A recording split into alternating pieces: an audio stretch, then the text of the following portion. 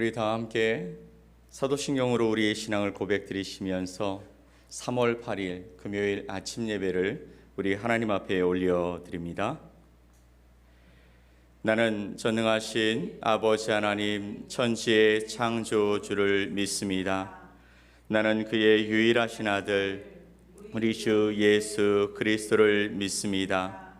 그는 성령으로 잉태되어 동정녀 마리아에게서 나시고 본디오 빌라도에게 고난을 받아 십자가에 못 박혀 죽으시고 장사된 지 사흘 만에 죽은 자 가운데서 다시 살아나셨으며 하늘에 오르시어 전능하신 아버지 하나님 우편에 앉아 계시다가 거기로부터 살아있는 자와 죽은 자를 심판하러 오십니다. 나는 성령을 믿으며 거룩한 공교회와 성도의 교제와 죄를 용서받는 것과 몸의 부활과 영생을 믿습니다. 아멘. 우리 347장 찬송 함께 하나님 앞에 올려드리겠습니다.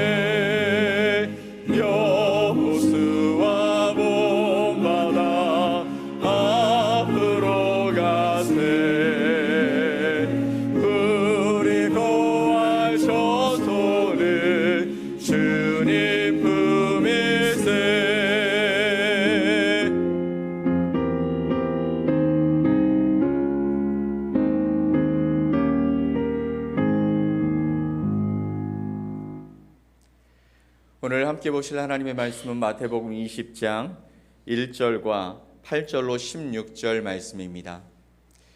마태복음 20장 1절과 8절로 16절 말씀을 우리 한 목소리로 합독해서 말씀을 보겠습니다.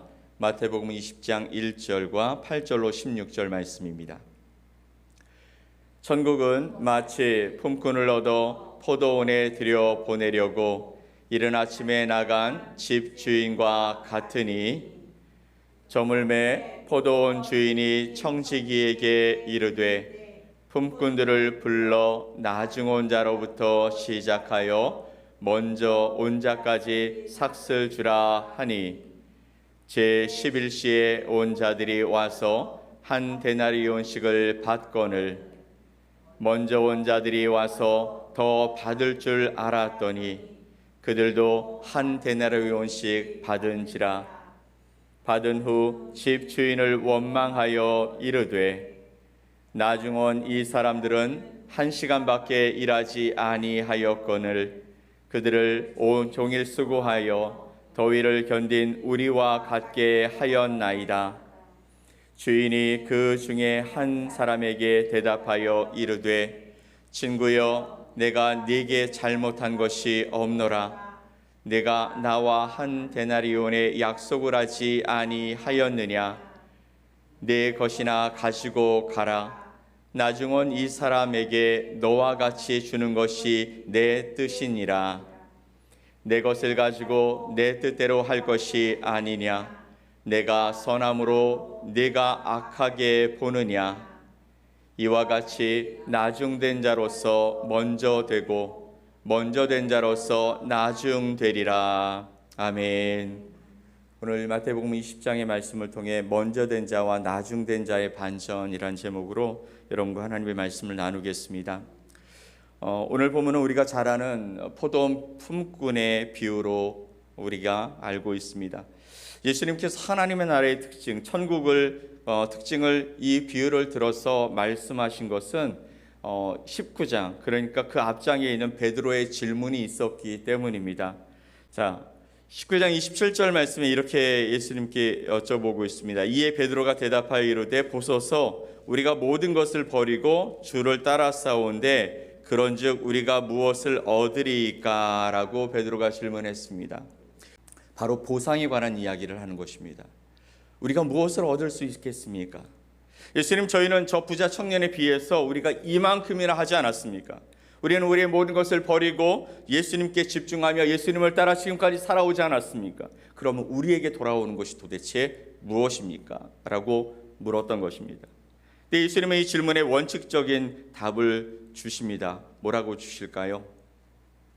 28절로 29절 말씀을 보면 이렇게 기록합니다. 나를 따르는 너희도 12보좌에 앉아 이스라엘 12지파를 심판하리라. 또 내 이름을 위하여 집이나 형제나 자매나 부모나 자식이나 전토를 벌인 자마다 여러 배를 받고 또 영생을 상속하리라 라고 말씀하셨습니다. 나를 따르는 너희, 내 제자들, 너희들은 12보좌에 앉아서 이스라엘 12지파를 심판하리라. 또 내 이름을 위하여 집이나 형제나 자매나 부모나 자식이나 전토를 벌인 자마다 여러 배를 받고 또 영생을 상속하리라 라고 말씀하셨습니다. 나중에 너희가 12보좌에 앉아 12지파를 심판하게 되고 이 생에서 너희가 버린 모든 것들 그 이상으로 몇 배를 받을 뿐만 아니라 나중에 영생까지 보장받게 될 것이다 라고 말씀해 주십니다. 그런데 마지막에 가서 예수님은 제자들에게 단서를 붙이시죠. 뭐라고 말씀하시냐면 30절에 그러나 먼저 된 자로서 나중되고 나중된 자로서 먼저 될 자가 많으니라. 우리 믿는 자들, 먼저 믿는 자들은 이 말씀 정말 싫어합니다. 우리 목사님들이 되게 많이 말씀하셨죠. 먼저 된 자가 나중되고 나중된 자가 먼저 된다. 그러니까 너희 먼저 된 자 정신 차려라 막 이렇게 얘기하시잖아요. 그런 얘기 때문에 먼저 믿었던 우리는 왠지 모르게 경쟁해야 될 것 같고 좀 더 먼저 뭔가 잘해야 될 것 같은 마음들이 굉장히 많이 들었습니다. 먼저 된 자가 나중되고 나중된 자가 먼저 된다고 덧붙이심으로 그들이 묻는 동기의 문제를 제기하고 계시는 것이죠. 이것은 질문의 포인트가 어디에 있느냐에 따라서 의미가 달라집니다. 제자들이 말한 것처럼 자신의 모든 것을 버리고 주를 따랐다라는 것에 포인트가 있었다면 먼저 된 자가 나중되고 나중된 자가 먼저 된다는 이 말씀이나 오늘 예수님이 말씀하신 포도원 품꾼의 비유는 아마 없었을지도 모르겠습니다. 근데 베드로의 질문의 의도는 그게 아니었던 것 같아요. 즉 그들은 앞의 내용보다는 뒤에 나오는 우리가 무엇을 얻으리까의 강조점, 방점이 찍혀 있는 것 같아요. 예수님이 그렇게 받아들이셨던 것 같아요.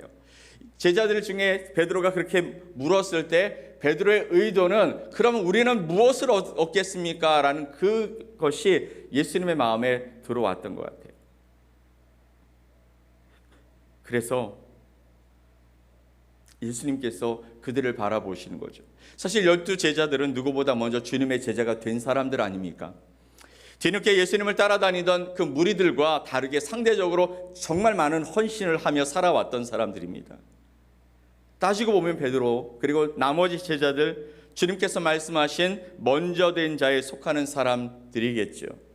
어쩌면 모든 소유를 팔고 따르라는 예수님의 요청에 부자 청년이 근심하며 돌아가는 뒷모습을 바라보면서, 그래야 예수님 따르는 게 이렇게 힘든 건데 네가 와가지고 예수님 따라가겠다고? 우리를 제치고? 너는 나중된 자인데 보니까 돈도 많고 계명도 더 잘 지키고 경건도 있는 것 같은데 그 모습 보면서 예수님 먼저 따르겠다라고 말하는 우리들보다 더 앞서려고 했던 그 모습이 너무나 꼴보기 싫었던 거죠. 그것을 보면서 아마 속으로는 쾌재를 불렀을지도 모르겠습니다. 나중에 제가 베드로 사도한테 가서 혼날 일인지는 모르겠지만 아마 그런 의도였을 수도 있겠다라는 생각이 들었었어요. 어찌됐든 간에 예수님은 베드로를 비롯한 먼저 된 자들의 내면을 들여다보시면서 단서를 붙이십니다. 그들의 잘못된 동기와 오해를 바로 잡아주시려고 했던 것이죠. 우리가 무엇을 얻으리까? 라는 이것은 우리의 본성에 기반한 질문이었던 거예요. 베드로뿐만이 아니라 우리도 그렇게 주님께 고백하고 있는 것 아닙니까? 주님, 제가 이렇게 했고 이렇게 했고 이렇게 헌신했는데 주님, 이런 부분들 해결해 주셔야 되는 것 아닙니까? 그래서 예수님께서 포도원 품꾼의 비유를 통해서 오해하고 있는 제자들의 그 마음들, 하나님의 나라의 원리를 설명하시고자 하셨던 것이죠. 먼저 나중된 자가 먼저 되고라는 말씀의 의미가 도대체 뭘까요? 이 말씀은 무엇을 비유하고 있는 말씀일까요? 우리는 이것을 잊어서는 안 됩니다. 뭐냐면 이 말씀의 출발점이 어디에 기초하고 있느냐라는 것이죠. 바로 하나님의 나라 천국의 말씀인 것이죠. 그러니까 나중된 자, 먼저 된 자에 대한 것은 우리의 일상생활 속에서 경쟁하며 먼저, 나중 이런 부분이 아니라 천국에 들어가는 사람들에 관한 비유의 말씀이라는 것입니다. 이것을 생각하고 여러분 이 비유를 다시 한번 생각해 보십시다. 한 포도원 주인이 이른 아침에 이 포도원에 그 포도를 따기 위해서 하루 품삯을 한 데나리온으로 정하고 밖에 나가서 품꾼을 구해 옵니다. 아침 6시에. 그리고 조금 뭔가 부족해서 다시 9시에 나갑니다. 그리고 왠지 모르겠지만 12시에, 3시에도 나가서 품꾼을 데려옵니다. 게다가 이제 1시간밖에 남지 않은 오후 5시까지 나가서 품꾼을 데려왔습니다. 그리고 곧바로 그들에게 하루의 품삯을 내어주죠. 근데 주인은 마지막 5시에 온 사람들, 거의 1시간밖에 일하지 않은 사람부터 불러서 한 데나리온의 삭을 줍니다. 그리고 나머지 모든 사람에게도 똑같은 한 데나리온을 주죠. 저 여러분 이런 생각 해보시지 않으셨습니까? 이 주인 참 야속하다, 정이 없다. 마지막 1시간 일한 사람이면 한 사람 한 데나리온 줬으면 12시간, 아침 6시부터 온 사람들이라면 그 사람들에게 조금 더 주지 않았을까? 주어야 되는 거 아닐까? 그런데 똑같이 주었다라는 것이죠. 그래서 그런 부분을 보니까 아침 6시부터 와서 일했던 사람들이 불평하기 시작합니다. 왜 우리들에게 1시간밖에 일하지 않은 사람과 똑같은 삭스를 주느냐라고 이야기하고 있는 것이죠. 그러자 주인이 말하죠. 이건 내 뜻이다. 그리고 그들을 돌려보냅니다. 그리고 이 비유를 하시면서 마지막에 나중된 자가 먼저 된다라고 말씀하셨다라는 것이죠. 이 말씀을 비유에 맞춰 보면 그 의미는 아주 간단해 보입니다. 여러 가지 해석들이 있는데 저는 이런 생각이 들더라고요. 나중된 자가 먼저 된다라는 것은 나중에 왔지만 먼저 하루 품삯을 받았다라는 것이죠. 천국에 들어가는, 하나님의 나라에 들어가는 사람들에 관한 이야기라면 나중에 부름을 받았지만 먼저 그 사람이 하루의 품삯, 하나님이 정하신 그 한 달란트를 받았다라는 것입니다. 여기서 우리가 생각해 봐야 될 것이 세 가지 정도가 있어요. 하나는 뭐냐면 이른 아침부터 온 품꾼들에게 일자리를 주면서 처음부터 약속한 것은 얼마라고요? 한 데나리온이었다고요. 더 주겠다 말씀 안 하시고 한 데나리온의 약속을 하셨습니다. 두 번째는 뭐냐면 나중에 온 사람들에게도 한 데나리온 주는 것이 누구의 뜻이라고요? 주인의 뜻이라고요. 이것이 주인의 선택이라는 것입니다. 세 번째는 뭐냐면 주인은 선함을 근거에 두고 1시간 일한 사람에게까지 한 데나리온의 은혜의 품삯을 주었다라는 것이죠. 그렇기 때문에 이것을 악하다고 말하는 것은 안 된다라는 것입니다. 포도원 주인은 어떤 사람들에게 과분한 품삯을 지불해 주었습니다. 그렇죠. 5시에 와서 1시간밖에 일하지 않은 그 사람에게도 한 데나리온의 은혜의 품삯을 줍니다. 이건 너무 과한 것 같아요. 실제로 주인이 지불하는 품삯은 온종일 일한 사람들에게도 잘못한 것이 아니에요. 그 사람들에게 약속한 것은 한 데나리온이었기 때문에. 처음에 합의한 그 품삯이 한 데나리온이었기 때문에 그대로 주었습니다. 다만 하루 온종일 일하지 않은 사람에게도 같은 임금을 지불한 것이 그들에게 불만이었던 것이죠. 하지만 그것은 주인의 선택이고 주인의 권리이고 주인의 의지였다라는 것입니다. 여러분, 이 비유는 19장과 연결되었다고 말씀드렸어요. 하나님의 나라에서는 세상에서 사용되어지는 통용되어지는 공로 상급의 원리가 아니라 은혜의 원리가 지배한다는 사실을 우리에게 말씀하고 있는 것입니다. 세상에서는 일한 대로 받아가는 것이 맞습니다. 그래야 그것이 공정하다고 생각되어지지만 하나님의 나라에서는 그것이 아니라 은혜의 원리가 작용한다는 것이죠. 이러한 은혜의 원리를 잘 나타내는 말씀이 나중된 자로서 먼저 되고 먼저 된 자로서 나중된다라는 이 말씀인 것입니다. 이른 시간부터 이러한 품꾼은 19장에서 언급된 제자들과 같이 공로주의 또 상급주의에 빠져서 주인의 은혜를 보지 못했어요. 그리고 그 은혜를 입은 마지막 부름받은 품꾼을 용납하지 못합니다. 우리도 교회에서 생활하다 보면 이런 마음이 들지 않습니까? 이제 갓 들어와서 믿기로 시작한 사람들, 그 사람들이 더 빛나고 더 잘 되는 것 같으면 하나님께 원망하지 않습니까? 하나님, 저는 뭡니까?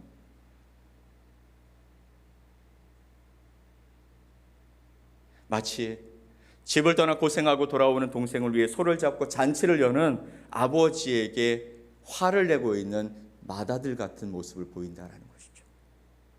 그는 집을 떠나서 아버지의 유산을 동생이 탕진하는 동안에 묵묵히 아버지의 집과 재산을 지키며 일만 했습니다.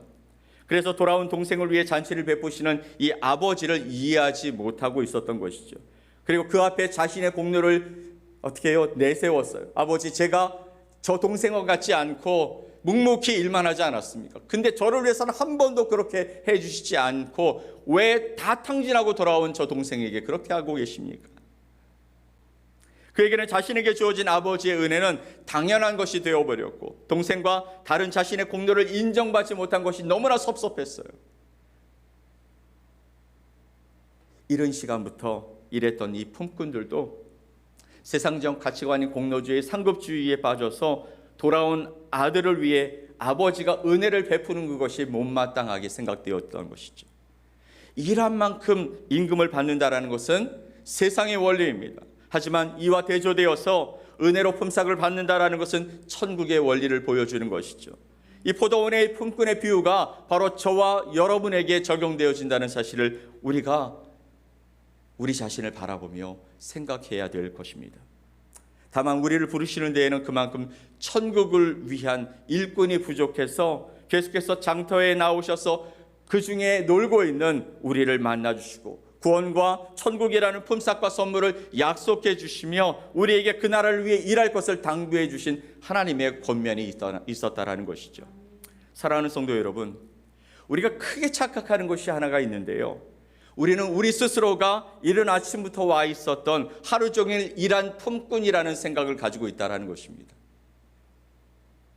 우리는요, 믿음의 선배들의 신앙의 발자국 뒤에 우리의 발자국을 찍고 있음에도 불구하고 스스로 이른 아침부터 일하고 있다라고 착각하고 있다는 것입니다.